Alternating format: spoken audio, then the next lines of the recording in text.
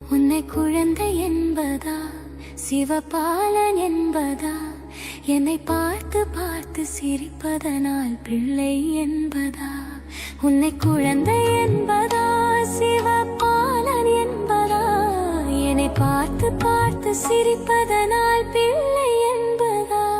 உன்னை அழகன் என்பதா அருள் வடிவம் என்பதா உன்னை அழகன்